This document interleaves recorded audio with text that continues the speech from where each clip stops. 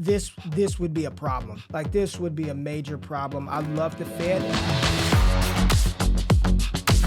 All right, everybody, another Monday. So you know what that means over here at the Draft Network. It's time for Mock the Mock. I'm excited for this one because for the first time this NFL, this college season, we've got a mock compiled by all of the talented content creators and staff writers over here at the Draft Network. So this is going to be an interesting one. Normally when we do these, it's from one of our scouts, Joe Marino, Kyle Krabs, Damian Parson, Brentley Wiseman, or Keith Sanchez. But this time, we've got a collection, a cast of characters who are making up this mock. And I am joined today by one of the talented writers, content creators. He coaches, he does film, he does a little bit of everything here at the Draft Network. Ryan Fowler is in the building joining me today. Ryan, how you doing today? I'm good, Ray. Good to be here. Fresh Monday, brand new week, brand new mock. Let's get to it. Brand new mock. I always say, if it's your first time on the station, if it's your first time on the channel, hit the thumbs up button, subscribe, like the content. That way, every time we drop stuff over here on the YouTube channel, it's right there on your phone. And let us know what you think about this mock as we go through it. But as always, I'm glad that you tapped in, strap in. We're going to talk it out. 2023 V1 mock draft from our writers edition going down live right now. So let's kick this thing off at the top of this mock. And the Houston Texans have the #1 overall pick. And with this pick, Jamie Eisner selects Bryce Young, the quarterback from Alabama. You know, we continue to talk about BY. Bryce Young, there's going to be so many narratives around him. I call him the best point guard in college football at the quarterback position. I think he's the top-rated quarterback right now in this class, and I think this would be a fantastic fit with the culture shift that's happening in Houston. The offensive line, they invested early last year. They found a stud at running back in Dameon Pierce. Ryan, give us your thoughts on this pick right here at the top of the draft. Normally, we see Will Anderson up here, but where are you at with Bryce Young with #1?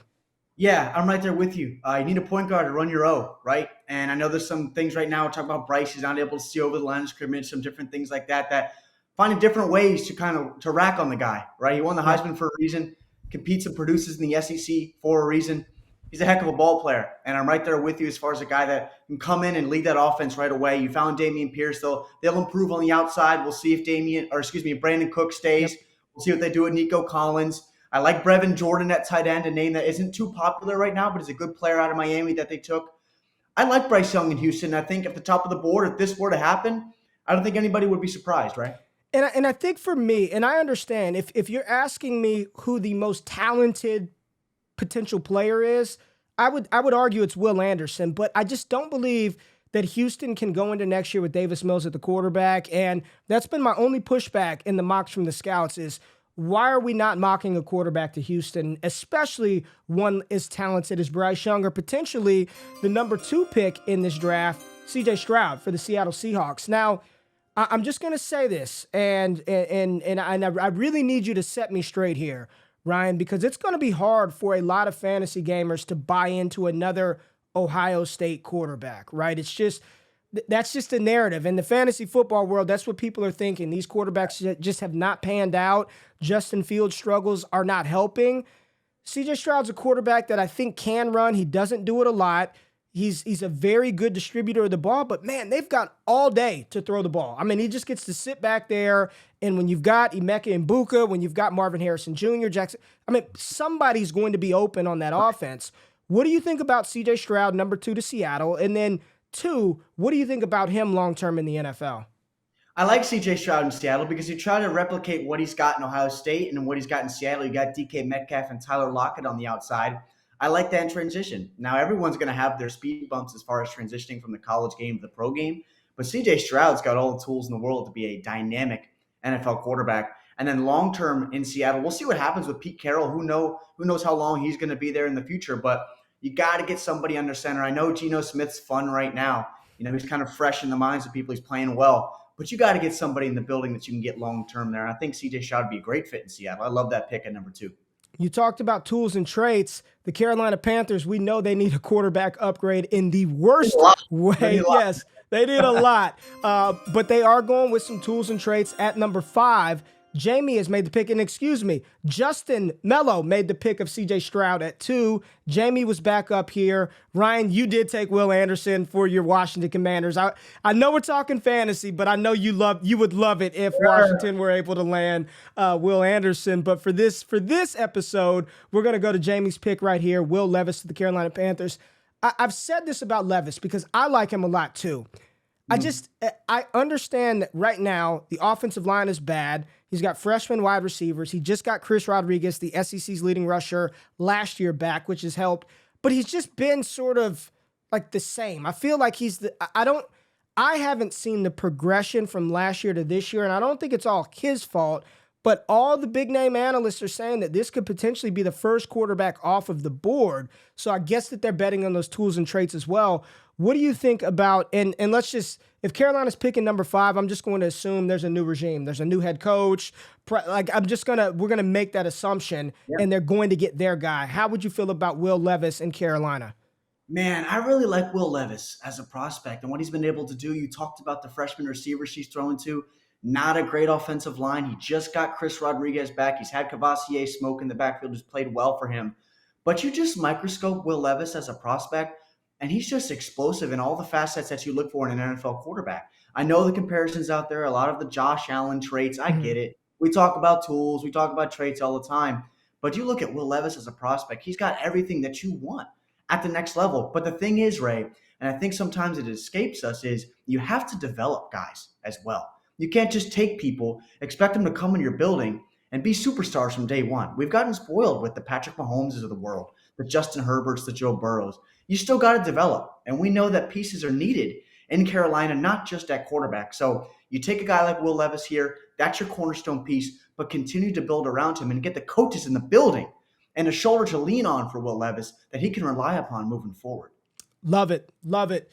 Ryan, I am going to give us an air horn sounder right here because this was a shock. When I saw this next pick, I was like, wow. And I know our scouts are really, really feeling this quarterback right now. But wow, Cam Ward, the number 9 overall pick to the Detroit Lions, quarterback from Washington State. This is the first time of all the mocks that we've done that Cam Ward has been mocked in round 1. Not just round 1, but top 10 pick. Cameron Ward. Jack made this pick. I need you to defend him because I understand the tools and the traits and the talent is there. Honestly, I can't recall the last Washington State sort of system quarterback that has worked out. We know that Cameron Ward transferred from Incarnate Word. He jumped up to P5. He's playing good ball. He's got talent. He's got tools.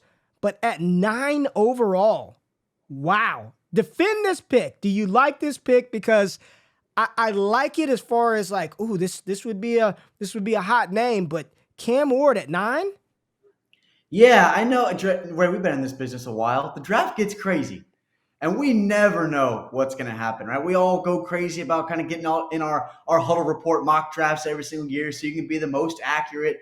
I was the most accurate at TDN last year. There you go. Throw that air horn on there. But I like this pick from Jack. Cam Ward, we talk about it again. Quarterbacks, traits, and tools. Cam Ward's got it all. Dynamic arm, probably as from an arm talent perspective, I don't know if there's a quarterback in the country. Really? As far as that. Really? I like Cam Ward a lot. We've been preaching for him a little bit here. Top 10, I understand the concerns there. Coming from Washington State, not great competition, but you have to bet on the production and bet on who he is as a prospect. I'm going to back up Jack here. I like Cam Ward here in the top 10. Why not? Because the draft gets crazy every year. Who the heck knows? We saw Christian Ponder years ago go high. EJ Manuel. Yeah. And I think what this pick, I don't believe that Cam Ward would step into that organization and be asked to start from day one. Jared Goff is playing good ball. He's under contract, and he could be a good bridge quarterback for whomever the Lions bring in. You got a top offensive line. You've got pass-catching weapons. You have a running back. You have a tight end. I honestly think this is one of the better situations for a young quarterback that doesn't need to play right away to fall into, or the Detroit Lions. So, all right, there it is, Cam Ward. I know there are a couple of people who are going to be really excited about this one, and I think you guys, the staff writers, may have started a trend because I'm just going to go out on a limb and I think Kyle might have him in round 1 of his next mock. So we'll see how that plays out. All right. At number 10, we get a familiar name and a familiar place. We get Jackson Smith-Njigba, the wide receiver out of Ohio State, going to the New England Patriots. Alonzo made this pick. We talked about it. Mac Jones needs somebody. They need no defensive coordinator is losing sleep thinking about guarding Devontae Parker, Jacoby Myers, Nelson Aguilar, and Kendrick Bourne. None of them. Right. If I were a defensive coordinator, I'd say man up those guys, and I'd just send pressure at Mac Jones and make him make mistakes. I don't know if JSN, I don't know if he's a one in the traditional sense in the NFL. Like when I'm thinking of ones, I think Jefferson, Chase, A.J. Brown, like dominant alphas that you build around. But he's better than what they have there right now. Now, the problem is, Ryan, this 23 wide receiver class outside of a guy, they're all underperforming. And I know JSN's been hurt. He hasn't been good. Boutte has not played well. Quentin Johnston's not playing well. What do you think about Jackson Smith-Njigba as the first wide receiver off the board to New England? This is the pick that I'm going to bounce back on. And I think you're right on track, Ray. And I don't know about JSN here. I don't even think he's the best receiver on the Ohio State football team. I think that's Marvin Harrison here. So I do have questions here. I'd rather have a guy like Kayshon Boutte, even a guy like Jordan Addison. I know goes a couple picks after this. I think of him as a very high-level wide receiver 2 right now. I don't think he is a wide receiver 1. But at the end of the day, and if this is New England, who knows what New England's going to do? Because for all we know, they're going to take a guy like Taylor Grimes at Incarnate Word here in the first round. We don't know. We don't know. And no flack on Taylor Grimes. He's my boy, and I think he's a heck of a football player. That was Cam Ward's target at UIW last year. But Jackson Smith-Njigba, you got to be on the field. You got to have production. I get not everybody has to have crazy production. We saw that last year from JSN. But right now, I want a guy that's going to be that elite wide receiver 1 where defenses are going to have to game plan every single series for him. I don't know if JSN is that guy right now, so I'm going to have to bounce back on this pick. Yeah. At 13, Jamie, home run. I love it. Jordan Addison to the Jacksonville Jaguars. Jordan Addison is my top-rated wide receiver right now. It is so early, and there's a lot to really process and go through once we get to the draft. But right now, I think from what he did as a sophomore at Pitt and what he's doing right now at USC with Caleb Williams and that Lincoln Riley offense, to pair him with Trevor Lawrence, to pair him with Christian Kirk, again, I think he's the best receiver in this class. Do I think he profiles as a legitimate alpha number 1 weapon in the NFL? I don't know. I think he can because he can do it. He's a separation monster. He's got sticky hands. He's good after the catch. He could play inside and outside. I think he can be a 1 at the NFL level. I like the fit in Jacksonville, continuing to give their young quarterback tools, give their young quarterback weapons to build around. I think this would help Trevor Lawrence. As much as I like Zay Jones, Marvin Jones is too old. He's had a fantastic career, but he's on the back 9 instead of the front 9. So I would love Jordan Addison to Jacksonville. He is my top-rated wide receiver. What say you, Jordan Addison, number 13, to the Jacksonville Jaguars? I love it. The Jaguars are starting to play ball. They're getting better. And I like what I'm seeing from the Jacksonville Jaguars. And you got Doug Peterson in the building. You got Travis Etienne. You got James Robinson in the backfield. The offensive line is still going to have work in the near future. They brought in Brandon Sheriff. You got guys on the outside, Christian Kirk. You just talked about Marvin Jones, Zay Jones. Trevor Lawrence is going to be that guy here coming up in the near future. I really think that. And they're better this year. People were still expecting the Jaguars not to be great this fall. They're much better. And in the near future, they're going to be competing for an AFC South title. So I like what I've seen from Jacksonville. Love it, man. Love it. I am on board with this pick 100%, Ryan. At 14, we've got another receiver. Receiver just flying off of the board. The Houston Texans, they give their young quarterback, Bryce Young, a player who was my number 1 player coming in, my number 1 wide receiver coming into the season. Kayshon Boutte, wide receiver out of LSU. Justin made this pick. Boutte's an interesting one because the production's not going to be there this year. It's just not. The numbers aren't going to look good. He will have to answer. I'm not character concerns, but just questions on effort, questions on. I just know you can see the narrative coming, right? Like what happened to you, Boutte? What happened this season with Brian Kelly? Why did the production dip? Do you still think he's talented enough to be a top 15 pick in the NFL draft? And do you like this pick to Houston? I do. I do more weapons, and if you look at the first pick overall, Bryce Young, now you're going to pair him with a talent like Kayshawn on the outside, and he's dynamic as they come in the college game, and you got to bet on those traits again. It's production, it's projectability. Now you've seen who he is 3-4 years down the road. He's got Bryce Young throwing to him. He's got potentially Brandon Cooks to take that attention off of him, and you can hand it off to Dameon Pierce 20 times a game. I like this pick, and I think Kayshawn's got all the talent in the world, and it's just coming together, right? It's all got to come together for him to reach that performance ceiling. But you pair him with a guy like Bryce Young, this is a heck of a first round here for Houston. All right, I'm going to go off the path a little bit because when I do these, I always highlight my Dallas Cowboys pick. And I got to give you some props because you have my Dallas Cowboys selecting Eli Ricks, cornerback from Alabama. I would love it. I just want to say that. I think we need another guy. Anthony Brown's been serviceable in his career. I like Jordan Lewis, the player. Boss man fat. Kelvin Joseph is just not going to get it done. So I would love to pair Eli Ricks with Trayvon Diggs. So I just want to say that I love that pick for us right there. This pick right here at 22 overall, though, I understand it. And I asked this question in our TDN staff chat is, why is Michael Mayer being mocked inside the top 10, top 15? And I understand he's probably the most complete tight end in this class. I don't see dynamic game changer. I see a good tight end. I don't see Rob Gronkowski. I also think there's a little bit of inflation with that gold helmet. We've seen Tyler Eifert. We've seen Kyle Rudolph, Cole Kmet, Tommy Tremble. The list of tight ends from Notre Dame go on and on and on. Is this what Cincinnati needs at 22? Is Michael Mayer the type of player that they need here in the first round? I like Michael Mayer a lot, but you can kind of see the guy that I took, I believe, right after that, big boy from Georgia. That's right now the way that the NFL trends moving towards these dynamic athletes at the tight end spot. He's a clean prospect. There's nothing wrong with being a high floor guy. But at the tight end spot and how dynamic and involved they are in offensive game plans and how offenses continue to evolve, I want a guy that's really going to be that dynamic weapon. And I don't know just yet if Michael Mayer can be that for an NFL offense. And I think Cincinnati's got a lot of weapons on the outside. And it's just like with basketball, you got so many superstars on the court. There's only one ball that goes around, right? You only got one ball. So I think you get a guy like, for me, Darnell Washington is my tight end one right now for me because of how dominant he is and as a blocker, and then the ceiling he has as an athlete. But I just don't know if Michael Mayer is a guy right now that I'm going to take as my tight end one for Cincinnati, and they have other needs as well. Well, you teed it up because the Chargers in this mock, you have them picking right after. Well, you don't have them picking. These are based on the odds, but they're picking right after Cincinnati. And you have them selecting Darnell Washington, tight end out of Georgia. Defend this pick because I'm having a hard time seeing Darnell Washington in round 1. If you're telling me they got him in round 2, I'm fine with that. But are the Chargers taking a tight end in this tight end in round 1? Defend this pick, Ryan. Yeah, I think there's a couple things that go into it. One, I think that offenses continually evolve and guys are bigger, faster, stronger as we move forward into any sport, right? I'm thinking we're talking about NHL, NBA, NFL, right? And then you add him into that offense with Justin Herbert. And I know they like Donald Parham. We've kind of seen the success that he's had in the last couple of years there. They brought in Gerald Everett as that kind of veteran piece.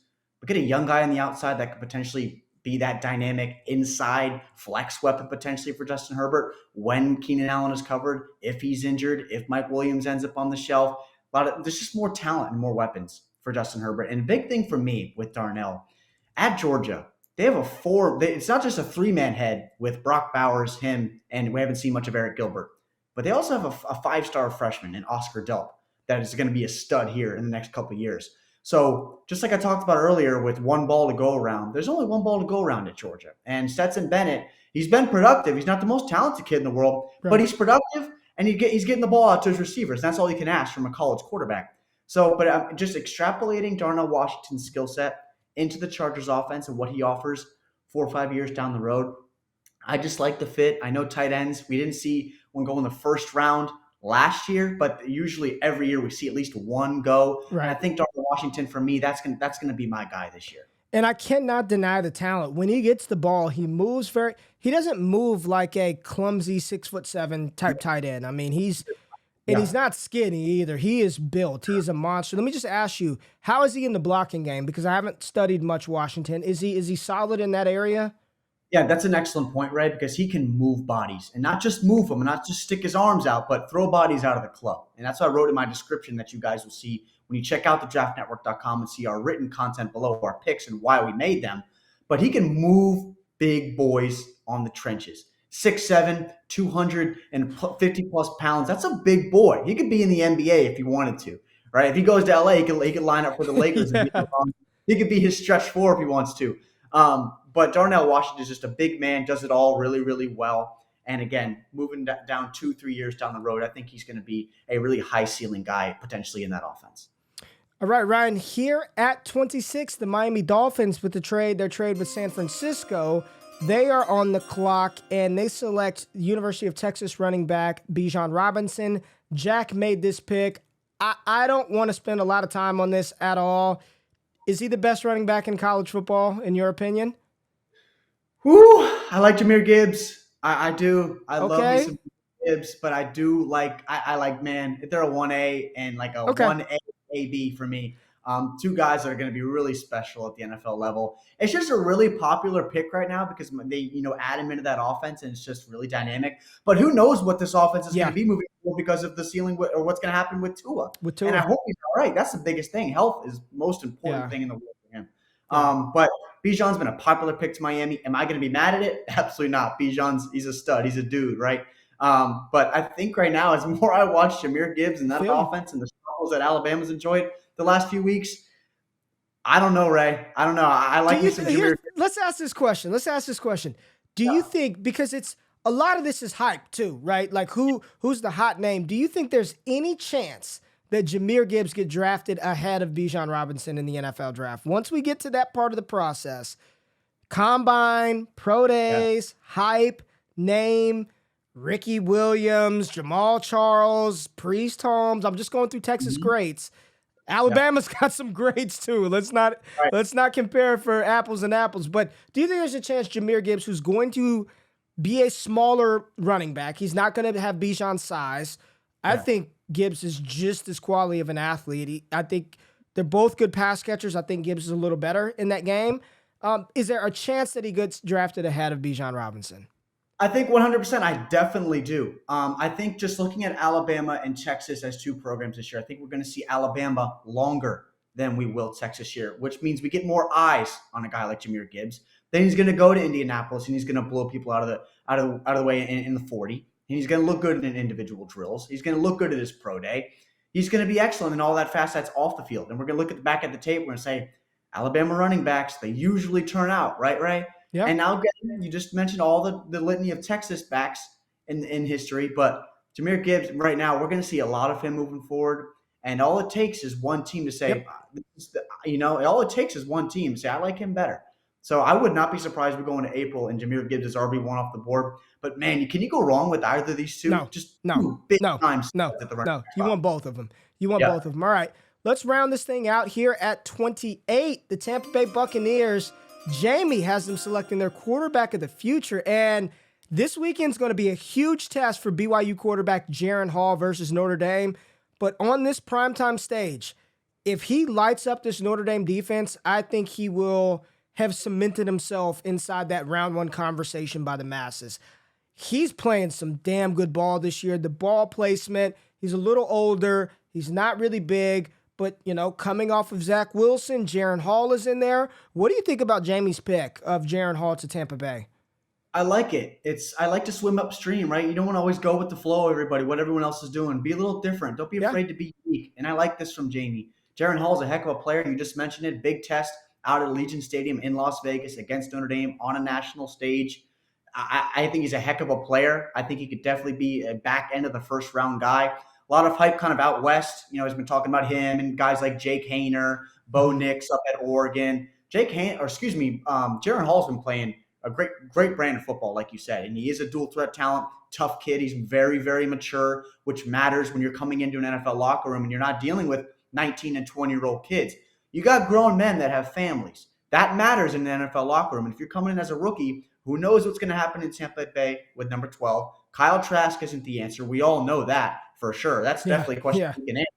Jaren Hall is a dynamic talent, and you put him in that room with those weapons that they have, that could be an answer right away. I really like this pick from Jamie. It's off the wall a little bit, but I like it. All right, here we go at number 29. And I continue to say this. I do not believe the Kansas City Chiefs have their wide receiver of the future on their team. And by that, I mean like number one guy. And I still question this one as well. But if you want to know more about this pick, join the TDN Premium Discord channel, because we just had a film session about Boston College wide receiver Zay Flowers, who Jack has mocked to Kansas City here at 29. Talk to me about Zay Flowers. Does he have the skill set? I know he's got the talent. I know, does he have everything to be a number one in the NFL, in your opinion? What do you think about this pick? I don't think he's a number one. And we did that film session on Wednesday for our premium subscribers. I think he's a high-level wide receiver too. But you put any receiver with any type of skill set into that Kansas City offense with Patrick Mahomes, I think he's going to lift their ceiling. We're seeing a little bit right now with Juju Smith-Schuster and MVS in that offense. But I like Zay Flowers as a player. I think he's extremely tough. He could have gone elsewhere in the transfer portal this year and gotten some money, whatever he wanted to do, and more opportunities, similar to what Jordan Addison did, which has worked out for him. But Zay Flowers is a heck of a wideout, and really in a Boston College program that has pumped out a lot of talent, sneakily, but it's pumped out talent over the last few years into the NFL. So I like Zay a lot. I think he's very alignment versatile inside the slot, outside. He can do some designated things. You want to run on orbit motion, get some jet motion action, a lot of different things he can do.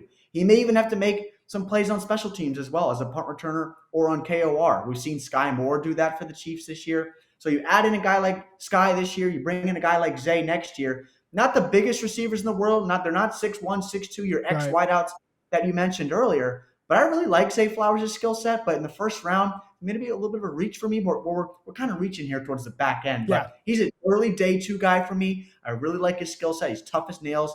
Verified 5'9". He's not going to be a blazer. We're 4'5", high 4'4" guy. But in the Chiefs' offense of Patrick Mahomes, I like that fit. All right, and we are down to the final pick, and I'm going to let you take this pick. Tell us who the Philadelphia Eagles have here at 30. Running back, Alabama, Jahmyr Gibbs, my guy. I think you're big on the – are you on Jahmyr Gibbs train? I'm big on Jahmyr Gibbs. I'm big on Jahmyr Gibbs. I'm not big on this landing spot because the NFC East has to deal with this. I'm getting sick of seeing Bijan, and now you, Ryan Fowler, mock the Eagles with Jahmyr Gibbs. So talk about Gibbs. I'm right there with you as far as you being a Dallas guy, me being a Washington guy. I would hate it, right? It's an embarrassment of riches as a defensive coordinator perspective, trying to prepare for that Eagles offense with him in that group. Now, Miles Sanders has been decent the first few weeks of the season, but you never know what you're going to get from Miles. One day he could run for 200. The other day he's going to be out for 5 or 6 weeks. That's the same thing he's been out of Penn State. But you add a guy like Jahmyr Gibbs into this offense, his dynamic, explosive ability behind that front 5, right? It's unfair, and this was the easiest pick for me to make outside of Will Anderson at 4. This was the easiest pick for me to make, and I'm glad everybody left Jahmyr Gibbs for me to take at 30. I don't want him to go to Philly. I don't want that to happen. I don't want to deal with him. But, man, what a selection that would be at 30th overall. And what I normally do at the end of these is say what my favorite pick is. And for fantasy purposes, it's not just because you're on the show. Jahmyr Gibbs in Philadelphia would be a problem. With Jalen Hurts, with Devontae Smith, A.J. Brown, Dallas Goedert, that offensive line, Nick Sirianni really building this team around Jalen Hurts' skill set, this would be a problem. Like, this would be a major problem. I love the fit. And what I like about it is you didn't have him go. He wasn't picked at 12. He wasn't picked at 7. It's back of the first. You know, a lot of people are like, don't spend first-round picks on running backs. When you're down here at 30, 31, 32, get your guy, right? You know you're probably not going to, if you're Philadelphia, and I don't know what their second-round capital is, you're not getting him at the back of the second. So if you want a guy as talented as Jahmyr Gibbs, who you said 1A, 1B, it's really like one uppercase A and one lowercase A. They're both 1A, Jahmyr Gibbs and Bijan Robinson. Favorite pick in this mock. I think you guys did a hell of a job. Don't tell the scouts. I kind of like this mock a little better than the scouts mocks, man. This was a good one. So, Ryan, I appreciate you joining on this mock today. Thank you, Jamie, Justin, Jack. Alonzo had a pick in here. This was awesome. This was awesome. For everybody out there, once again, the most important thing, subscribe to the channel. Check out this entire mock. The link will be in the description of the video. And please make sure you go follow Ryan on Twitter. during college football Saturdays and on Sunday. He's tweeting out some awesome things. You can find him at _Ryan Fowler. That's FOWLER _ on Twitter. Make sure you check out all of his content. He is putting up, it seems like, an article a day. He's a machine. Ryan, thank you for joining. For myself, for the Draft Network, until next week, we're out of this thing. Peace.